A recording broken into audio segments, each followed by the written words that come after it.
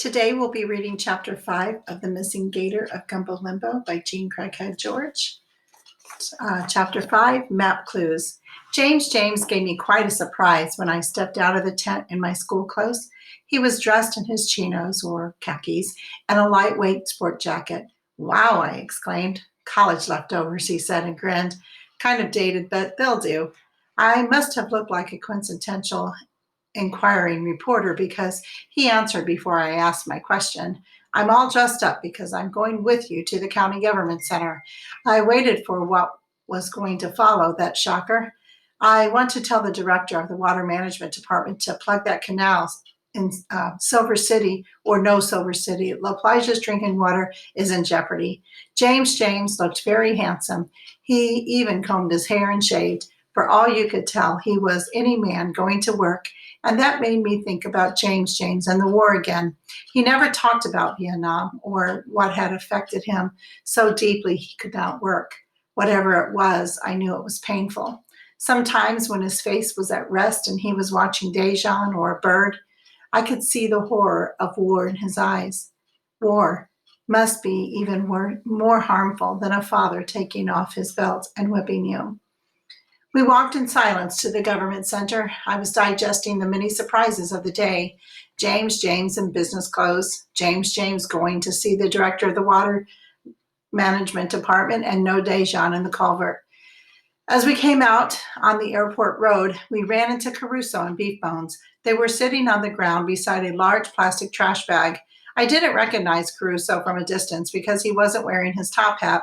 Upon coming closer, however, I saw the red feathers stuck in the band of his cap. Caruso, I said, what are you doing here? He looked up and grinned. I'm working. He glanced at James as if to apologize. Well, what are you working at? I asked, seeing that he was sitting at the curbside doing nothing. Beef Bones and I are waiting for my friend Sweeney. He has a toxic waste disposal plant. He needed some help picking up battery fluid and crankcase oil from garages. He gestured to the big bag. Today he hired us to pick up and wash out these empty cans before he recycles them. What was in them? James asked. I don't know exactly, Caruso replied. It's wonderful you're helping, I said. I was glad to see an adult recycling. In La Plage, it's mostly kids who do the work because one of our school assignments is to collect bottles, glass, and plastic, tin cans, and newspaper. We separate them and we put them in bins at school. Mom says there was a time when she and her folks never thought of recycling. They threw everything in the garbage and it was carted off to the dump and forgotten. Except it wouldn't be forgotten. The dumps became mountains and the paint and spray cans and battery fluids and crankcase oil, the stuff Caruso was collecting, leaked into the soil. Presently, the streams, rivers, lakes, and bays began to die. Poisoned fish made people sick. Now we recycle, and kids do a lot of it. Where's Sweeney's plant, Caruso? I asked. I visited one last year with my class. I'll bet it's the same one. It's off of Sable Palm Drive near the canal, he answered. No, I said, that's not the one. I didn't know you worked, Caruso, James said, as if he were a little disappointed in Caruso for deserting him. Well, I must say, the singer offered by way of apology, it hasn't been long. Beef Bones here got me into it, said I should do something worthwhile. Liza Kay's mom said recycling was worthwhile, so when Sweeney asked me to help, I said I would. I began work this morning, and I'll be done as soon as Sweeney picks us up and we wash out these containers. That's a good thing to do, Caruso, I said. Well, why not, he replied. As I said to Beef Bones, I'm only on stage for an hour or so each day, so why not help Sweeney and the nation? We're saving our pay to buy chickens for Dejan, so he'll stay in the solution pit once we get him there. James. Caruso glanced at James to see how he was taking this unusual news, but James showed no reaction. Did you find Dejan? Caruso finally asked. Not yet. James was curt, and Caruso knew why. If you think I'm off my railroad track, he said, you should check out your own garage. You look like the Duke of Windsor in that outfit, James. We're off to the county government center, James said. We need a map to find Dejan. The county government center? Caruso's eyes narrowed. Now don't you go telling them social workers I'm living in the woods. They'll put me in that shelter with Mr. Bernster. I'm not going near the social workers, Caruso, James said. And even if I ran into one and he knocked me down and banged my head on the cement to find out, I wouldn't tell him where you live. Never. The noon sun was sparkling on the long, slender needles of the slashed pines when we reached the government center. We hesitated. Then James pointed to a roster of departments and room numbers on an outside plaque. The Water Management Department and the Natural Resource Department were both in Building D. We found it and we parted company at the door. After being sent from one person to another, I finally met a woman who knew what I wanted. Her name was Clara Lee Dade, and she was very pleased that I was interested in the county's natural resources. She opened a drawer and she took out a map I had seen with my sixth grade class. Carefully, she spread it flat on her desk. The details were even more useful than I remembered. All the land elevations are here, I said excitingly. Look, here's the prairie, the pines, and Gumbo Limbo hammock. I ran my finger over the familiar landscape and I hunched closer to the map. I didn't know there was a hammock there, Miss Dade said, looking more closely. Are you sure there's a hammock on that piece of land? I thought of James's promise to Caruso, and I told her, oh, I must be mistaken, but she would not be thrown off. She leaned more closely over the map. Could be you're right, she said. The elevations check out. There's high land there. She opened a file, took out a paper, and came back.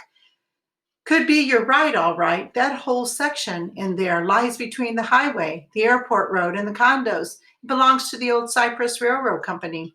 The railroad failed long ago, and the land has been quite forgotten. I was glad to hear we weren't living on county property where we could be evicted. If a hammock is in there, she went on, it's a rare find. There are not many left in Collier County. She straightened up and she looked at me. Hammocks are tropical Edens. I was very sorry I had mentioned the hammock. Picking up the map, I hurried toward the door. I might come over and take a look at it, she said, and I spun around and I faced her. I don't think you would like it, I said, making a yucky face. It's a mess. It's in a jungle of tourists, carbon dioxide from traffic and condos. Guess so, she said sadly. We cement over or drain everything in this country. You should have seen Collier County when I grew up. Her face softened and she called up her memories. Do you think it's worth my while to check it out? She persisted. No, I really don't, I said firmly. It will make you sad. Tin cans, blue-green algae, no alligators, dead snapping turtles. Yes, she said, and to my relief, turned her attention to her job. She opened a cash drawer. That'll be $5. $5? My heart sank. I had no money, and I needed that map right now. Travis was hunting Dejan. Oh, I said, collecting my thoughts. When I was here with my class from Royal Palm School, the man in charge said these maps were free. Are you in Miss Wilson's sixth grade class, the class that's studying the ecology of southern Florida? Yes, I am, I said. We're supposed to do some research over the holidays, and I wanted this map, but I don't have any money to pay for it. That's all right. She went to the drawer and she took out a pad. Your name and address is all I'll need if you're in Miss Wilson's class. I hesitated. Now, what should I do? Liza K. I began, pausing before I gave my last name. Do you spell that K-A-Y or C-A-Y? K-A-Y, as in Catherine with a K, I answered. She wrote down K for my last name. Your address? I saw the faces of James, Priscilla, Caruso, and even his friend's Beef Bones. And I saw Travis rounding the hole looking for Dejan, his finger on the trigger of the gun. It's 1345 9th Avenue, I whispered, and I hoped she would never check. I had given her the address to the diner. That's all, she said, smiling. It's yours, free. Thank you so much. I forced myself to walk, not run, out of the room and down the corridor. I passed the office of the director of the Water Management Department, saw James leaning over a stack of papers, consulting with a burly person, and went right on out the front door into the sunshine. I did not wait for James. He had looked as if he was involved in something that would take a long time. I had to get back and find Dejan. Travis would not be fooled much longer by lakes on a golf course. I ran home. When I was back in my woods people outfit, blue jeans, ragged t-shirt, and sneakers, I spread the map out on our table under the cool oak. and with a peanut butter sandwich for lunch, sat down to study it carefully.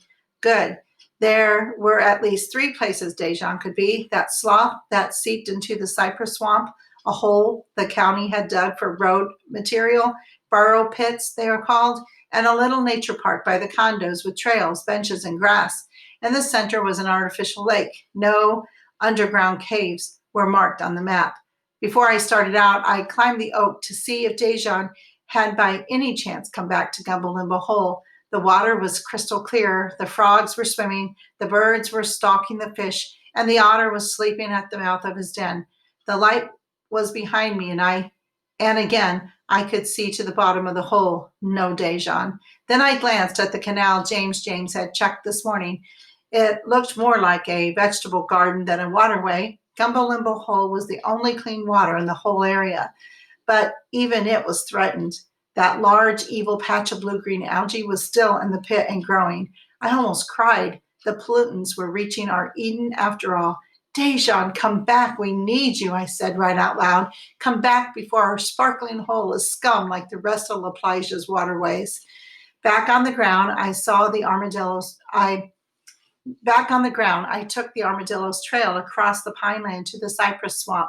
I often went to the edge of this swamp chasing butterflies, but had never gone in. It was very mucky. Now a must. After a few steps, I found I could walk on the hummocks of tough grass and on the enormous stumps of the felled cypress trees. Before very long, I was quite taken up with this world. I found an empty woodpecker's nest. I saw a fish hawk high in the tree. I watched a huge snake grab a cotton rat. A possum clung to a limb with a baby clinging to her back. They stared at me and I blew them a kiss. Butterflies hovered over tree flowers. The slough in the swamp was easy to find now that I had seen it on the map. As I came upon it, I saw the dorsal spikes of an alligator jutting above the water. I splashed toward the animal and I stopped. The spikes did not belong to Dejan. They were much too small. Hello, pretty girl. I jumped. I lost my balance and I grabbed a vine to right myself. Hello, pretty girl. The masculine voice sounded like Travis's, but not quite. I didn't answer. Are you all right, Mother? Mother? I breathed easier. The person wasn't talking to me. And then I realized that this was far worse. There were people in the swamp. The reward, I thought. The people from the condos know about the reward and are searching for Dejan. Hello? Hello? The voice seemed to be coming from the far side of a strangler fig. I hid behind a huge cypress and I peered out. You look a lot better. Look a lot better? Was someone sick? I decided right then and there to leave. I stole quietly out of the swamp and I ran through the pine woods back to Gumbo Limbo hammock, satisfied that Dejan was not in the cypress slough. The water was not deep enough. His back would have projected 6 inches out of the water, even if he had been laying on the bottom. Dejan was 2.5 feet thick from his belly to the tip of the rugged scuts on his back. Priscilla had put up her table again and was writing when I came into Gumbo Limbo Grove. Where have you been, Priscilla? I asked. I thought you had left us. I've been sitting by the little lake in the nature center at the condos watching that Travis man. He's been asking everyone if they've seen Dejan. Did he find him? No, he didn't. I was glad to hear that. I would not have to check the condo lake. She smiled and I smiled. He offered anyone a reward who could find him, and then he went home, Priscilla went on. I watched him drive off toward Silver City about an hour ago. I was right. The person I'd heard in the swamp a few minutes ago hadn't been Travis. That was bad news in one way. With so many eyes and now so many people aware of the reward, someone was bound to find Dejan and perhaps even shoot him. Priscilla had only put up her card table and palm roof again, but returned her mini bottle bag and sugar packets to the side of her wicker love seat. The woods looked like home once more, and I felt courageous enough to ask her what the bottles and sugar were for. I opened my mouth to speak. Is it hard to write about Dejan when he's not around to inspire you? I heard myself say instead of what I had on my mind. No, she answered. My poetry has new poignancy. The empty hole, the deserted beach, the lonely call of the dove, and the silent step of the turtle. She bent over her pad and did not look up. Mom brought home some shrimp bisque this morning, I said, smacking my lips. Yum. That's very nice, Liza Kay, she said, but I'm not hungry at all. I know, I replied. I'll just leave it on this stump. You can give it to the raccoon so Mom's feelings won't be hurt. That's a lovely idea, she said, and bit the end of her pencil as she looked off into space like a real poet. Hope you enjoyed chapter 5. Thanks for watching.